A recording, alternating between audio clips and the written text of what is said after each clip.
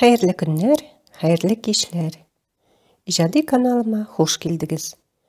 Bugün Üçpuşmak dep atalgan hikayemni okuyayım. Rahim etip tыңлаңыз. Üçpuşmak. Okuy автор Айзира Кәриева Акчуран. Іші қаты құяшының. Жерні жылытам деп тәмам қызарып пішкен. Енді біраз сүрелерге де вақыты жетіп келе. Аннары ауыл артындағы басуға ғына тегересі қала.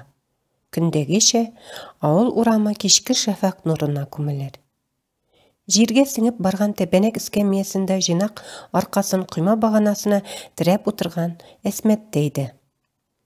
Бүгін Әсметтей тұрмыш иптешіні әйлендірген бағанасын сағынғандай ашықты. Біраз ертеледі қопа түбіне шығарға. Келені янына көрші Зифанықы Гүлфире тілбіті кірді. Ауылда бірерсі хақында ғайбәт шайнемей қалса, түн йоқлай алмас. Ярар әйдә сөйләшсеннәр, еш чакта шулай инде ул. Гомер узмас, сөйләр сүз бетмәс төсле, дигән булып чыгып китте шул Әсмәттәй. Кичкырын бер-берсенә кара-каршы утырырга яраткан Кояш белән Әсмәттәйне урам юлы гына аера. Капка төбендәге эскәмиядә багана белән парлашкан кашык күз алдында авылдашларының әле берсе, әле икенчесе бер-ике секундка гына булса да тукталып, Кояшның басу буйлап сузылып килгән нурларына күмелеп ала. Туктап та тормаслар иде. Әмма әбидә үзенә генә хас бер тарту кеше бар төсле. Һәр чак елмаеп үз итеп дәшәр. Шаян сүзләре белән әллә каян сине каршы алар. Хәлләр бер дигән әле, бер дигән. Менә колагым гына катыланды. Сәламеңне дә ишетми торам. Иптәшем дә бер көе күз тимәсен, карт сөяккә сөялергә ярап тора бу. Шундый кеше янына ничек тукталмый үтеп китәсең? Сән Әсмәттәй, утырасыңмы Әсмәттәй? Тормыш иптәшеңә сәлам. Хәлләр ничек, Әсмәттәй? Саумысыз? Авылдашлары байып баручы Кояшка аркаларын куеп, Әсмәттәгә карап туктала. Бәлки әле шул мискелдә күңелләренә капка төбен сагалаудан башка эше юк. Яисә картаймыш көндә капка баганасы тормыш иптәшеңә әйләнә күрмәсен кебегрәк уйларда узып китә торгандыр. Менә бер нәрсәне алар гомер уйламаслар. 100 төрле уйлары белән бергә әби каршында нурга күмелеп алуларына күз алларына да китереп карамаслар. Әсмәттәйгә исә менә шул гына кирәк кебек. Әйтерсең, аның Кояш белән кара-каршы утыруының бөтен кызыгы, мәгънәсе менә шунда. Юлдагыларны бер мизгелгә генә булса да нурлы түгәрәк эчендә итеп күрергә теләүдә. Әсмәттәй, күрмәдеңме дим? Әвен базарында йөрисеңме соң син? Онык үтеп китмәдеме? Кайсы якка китте? Түбәнешкә табамы? Кая? Үзенең капка төбеннән генә кычкырган Зифаның яңгыравык тавышы бу. Ярый, әйдә кычкырсын. Аннары әле, әй синнән сорап торган тагы дигәндәй кул селтәр һәм кирип китәр. Ул бит гел шулай итә. Гомере Әсмәттәгә кул селтәп узды. Иртәрәк чыккан шул. Узып китеп торучыларның гына түгел, хатирәләрендә байып барган Кояш нурына күмәргә, алай гына түгел, җылытып калырга вакыт бар икән әле. Борхан Зифаны ияртеп, Әсмәдән Фатиха сорап кергән мәлдә ишесе дә үзгәрде төсле. Әлеге вакыйгадан соң аларны яхшы белгән кеше Борхан элекеге Борхан, Зифа элекеге Зифа, Әсмә элекеге Әсмә түгел дияр иде. Кеше ниндидер бер адым ясап, тормышын гына түгел, иң беренче чиратта үз-үзен үзгәртә икән. Күңелдәгеләрен чит ятларга сиздермәскә тырыштылар. Бары тик бу үзгәрешне ара-тирә аларның күз карашлары гына сатты. Борханда гаепсезгә гаепләнгән кеше карашы барлыкка килде. Ул Әсмәгә туры карый алмый башлады. Зифа исә киресенчә Әсмәне очратса кисеп сынап карый. Әсмәнең күз карашында кайчак моңсу чарасызлык уйный торганга әйләнде. Син бит миңа бер туган апам төсле. Безгә Фатихаңны бир, диде бу сагада Зифаны җитәкләп басып торган Борхан. Әсмәнең пешән җыеп, әсрәп кайтып кына кергән һәм йотлыга су ичеп торган мәле иде. Кулындагы сулык чүмечен аздан гына төшереп җибәрмәде. Фатиха? Нинди Фатиха? Әйе, без өйләнешәбез. Әнке өлгенше сенің қарауда болды. Аңардан қалан менің башқа якын кішім yok. Сен бір туған апа төсле. Нинди апа булсын дей ул. Үскенім деп әйтмей башлағанға да 5 былтыр бит. Аларның уртак серләре, ниятләре дә бар. Әнисе мәрхүмә аны күрше кызын килен итеп бетергән иде бит. Моңа егет үзе дә каршы түгел кебек иде. Ә ул менә башкага әйләнәм ди. Фатиха сорый. Ни булган Борһанга? Әсмә сораулы карашын егеткә төбәп торган арада сүзгә Зифа кушылды. Мин аңар район үзәгендәге туганнан туган апасына барык дигән идем. Зифа, Фатиханы аны якын күргән кешедән алалар. Туган кешедән алалар. Пар иткәне клубка эшкә килгән күрше авыл кызы Шая Зифа икән. Әсмә якын иткән кешесе генә булып чыгамы? Якын иткән кешегә өйләнмиләр микән соң? Әсмә озак уйлап тормады. Тизрәк чыгып китсеннәр һәм башка күземә күренмәсеннәр дигән уен ясалма елмаю артына яшереп, миннән сезгә Фатиха. Матур яшәгез, әйбәт торыгыз, үскәнем, диде Борһанга карап. Ә син Зифа миңа килен инде алайса. Борһанга апа булгач. Килен Борһанга каршы төшеп маташма, ул төшеп калган егет түгел, бәхетле торыгыз. Ачуланмагыз, кичкә кадәр пешәне шүмәләп бетерәсе бар. Китәсе бар. Зифа ни рәхмәт әйтмәде, ни каршы дәшмәде, Борһанга ярып чыгып китте. Алар чыгып китүгә Әсмә күзенә тыгылган яшьләренә ирек бирде. Мендәренә капланды. Касынкасын онытып калдырганга күрә Зифа исә кабат кирде һәм аның сулкылдап елавын кирде. Барыбер Борһан аныкы, нәфисеңне сузып ятмасына, карт кыз башың белә. Дип әйтергә теле бик кычытты. Әмма Борһанга әйтер дип куркып, мыштым гына яулыгын алды да чыгып китү ягын карады. Берничә көннән Әсмә күптәннән туганнары димләп йөргән иргә ризалыгын бирде. Аның тизрәк авылдан китәсе килде. Менә шулай итеп, бер атнада 2 күрше авыл кыз алышты.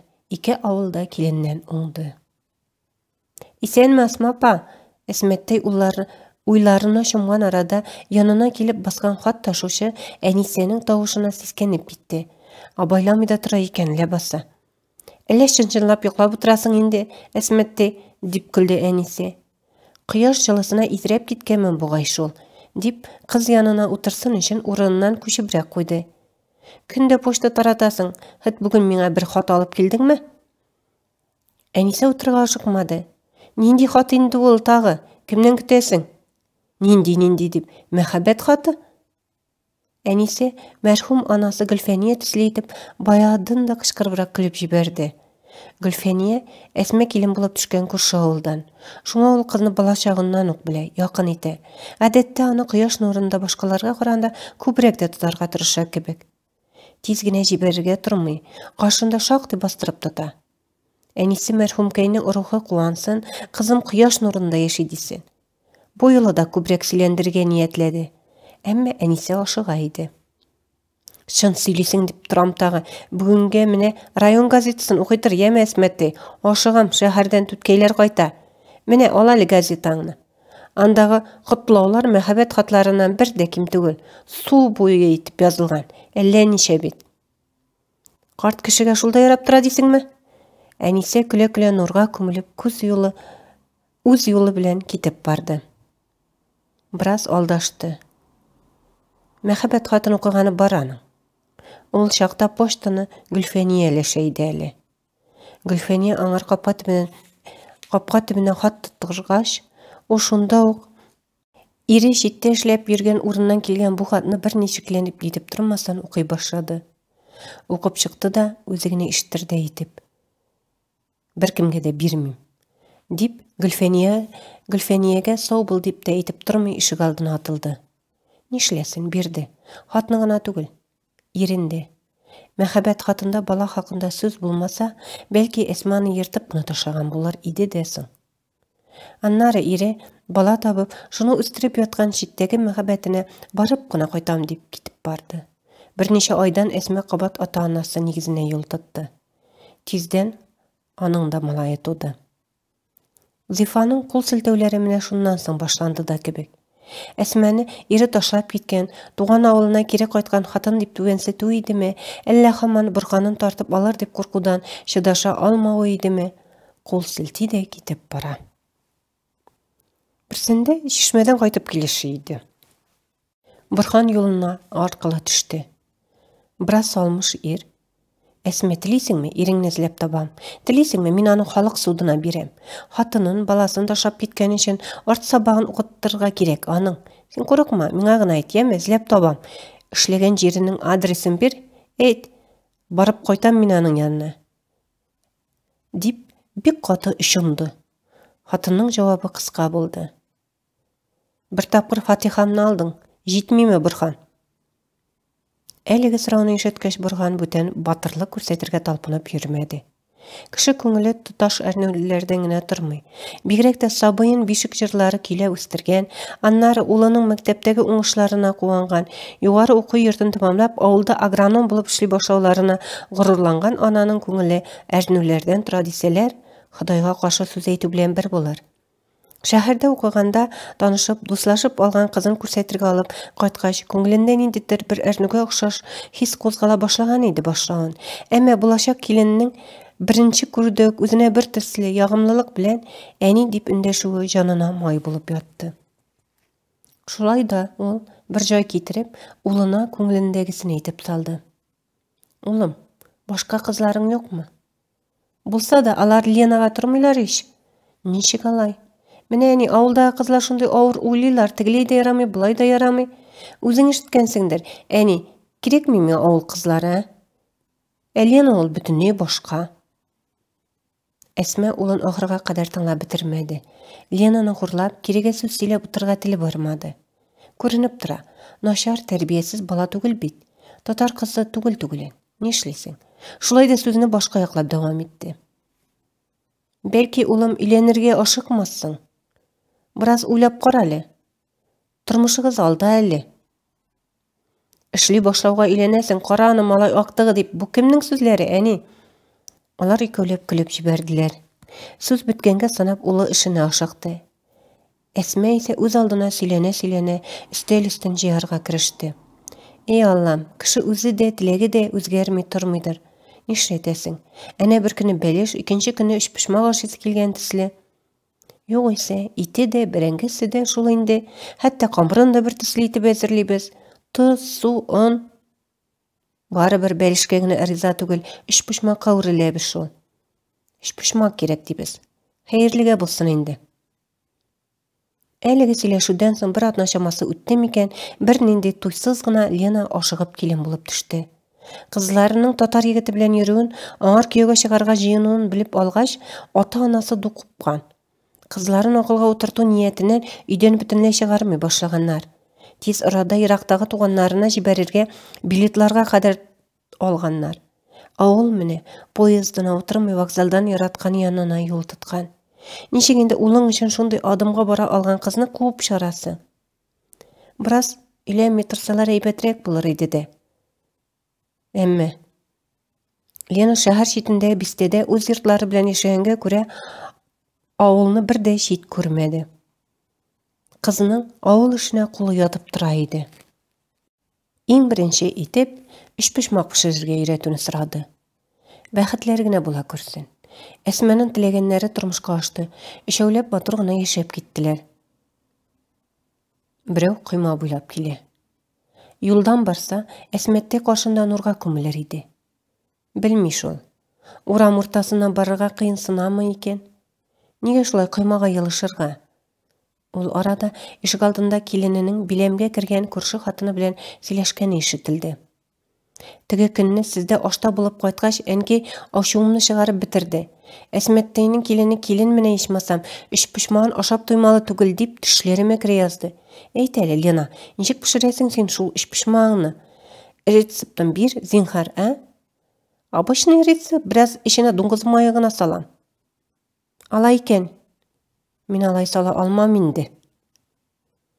Әсмәттәйнең күз алдында кояш басуга тәгәрәмичә генә урынында юкка чыкты.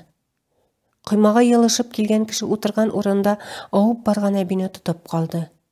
Шул минутта ук аның урамны яңгыратып кычкырган тавышы ишетилди. Лена, тиз бул, чык мында. Тиллерine салам турган хатыннар капка төбүнө атылып чыктылар. Бу вакытта Эсметте турмуш иптешине башын салган келиш тып-тың калган иде. Иштен кайтып келген салмыш ир чарасыз калып нишләргә белми турганда, Лена йөгереп килеп Эсметтейне үзенең кочагына алды. Әни, ни булды? Кайынанасы дәшмәгәч, үртәлеп иренә ташланды. Синең ишеп йөрүләреңнең результаты бу. Йом авызыңны, әнине дә карамыйсың. Ир белән хатын әйткәләшеп торган арада Эсметтей аңына килде. Улына карап эндәште. Улым, юлга чык. Сине дә нурга күмәсем килә. Түгәрәк нурга. Улы аны тыңлап тормый, кабат хатынына җикеренде. Әнине өйгә алып кергә кирәк. Нәрсә карап торасың? Күтәрергә булыш. Хатыны җавап бирергә өлгергәнче әнисе аптырашта калдырды. Юк, кирәкми килен. Каясың әле минем улым? Улым эштән кайтмадымы әле? Шуны көтеп утыра идем. Әни, мин монда бит, әле күрми башладың. Диде тамам каушап калган ир. Ул иелеп әнисенең кулларын тотты, үзенә каравын өметләнеп тынып калды. Эсмәттей исә аны әллә ишетте, әллә юк. Әллә кулын тойды, әллә юк. Ул инде аларның икесенең берсен дә танымый башлаган иде, күрәсең. Сөйләнүе исә саташуны хәтерләтте. Минем киленем татар кызы булмады инде. Алай да пишмак пешерә белә. Тик менә безнеңчә пешерми икән шул. Әни, син өйрәткәнчә пешерермен. Пишмак түгел, син яраткан бәлешне салырмын. Чирләмә генә, дип елап җибәргәнен сизми дә калды Лена. Нинди бәлеш? Хатын мышкылдама әле. Әсмәттей аларның сүзен гүя ишетмәде, үзенекен дәвам итте. Улым, минем авылда иң кирәкле кеше. Ул минем бердән-берем. Әллә куяңына табып, шуңа ишертәләр мине. Исерек түгел бит ул. Менә бу туры юлдан барганнар нурга күмелә. Көндә күрәм. Туры юлдан барганнар нурлы. Улым да шул юлдан кайтмасмы дип көтәм. Аны да нурга күмәсем килә. Зинһар, кешегә сөйле күрмәгез, яме? Бүтәннәрне юри туктадым. Юри силендереп торам шунда.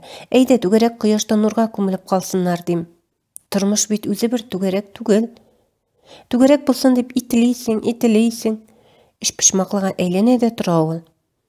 Әле мәхәббәте, әле михнәте, хыянәте, әле дуңгыз мае, әле аракысы пишмак ясап тертергә генә тора. Чын менә. Эсмәттей ниһаять бераз хушына кайткандай булды. Әле килененә, әле улына күңелендәге бар яратуын бирергә теләгәндәй якын итеп карады. Дөнья нурын да, тормышның пишмакланган вакытларында үзем күрдем, балакайларым. Шул бер пишмактан икенче пишмакка бәргәләнәсең, тулганасың. Кояш кына түгәрәк, нурлы түгәрәк улым. Улым, туры юлдан йөр. Туры юлда нур бар. Әсмәттейнең тавышы өзелде. Ир белән хатын бер-берсенә карап сүзсез генә аңлаштылар да, икәүләп әниләрен өйгә күтәреп алып кирип киттеләр. Икенче көнне хат ташучы әнисе Зифаларның капка төбендә тукталды.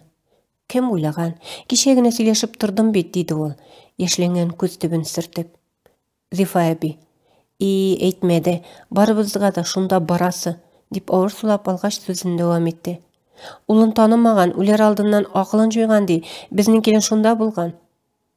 Китсәне ишетмәгән идем, Зифа апа, ул миннән мәхәббәт хаты сорады. Мәхәббәт хаты укый алмый гомерем үтте, диде. Шул саташа башлавы булды микәнни? Мин аны шаярта гына дип торам. Шаян сүзгә кисәгә керми торган карчык иде бит, дип чынлап торып аптырады әнисе. Әмма аннары мәрхүм әнисенең ахирәт дусты турында шулай шикле сүзләр сөйләнеп торуга әллә нинди бер юньсезлек эшләгәндәй кыенсынып китте. Юктыр, Зифа апа, Әсмәттей төсле матур кеше авылда юк иде. Карт кешенең уйлары чуалмый тормый инде ул. Бик матур яшәде, бик матур килеш китте. Бик әйбәт кеше иде. Зифа аны ахырга кадәр тыңлап тормыйча, олыгая барган саен еш кабатлый башлаган гадәтен, кулын селтәүне дә онытып, капкасын ачты. Кояшка инде бераз сүрелергә вакыт җитеп килә. Аннары авыл артындагы басуга гына тәгәрисе кала. Көндәгечә авыл урамы кичке шәфәк нурына күмелер. Әсмәттейнең тормыш иптәше белән бергә капка төбендәге эскәмиядә. Хикәя 2016 елда язылды.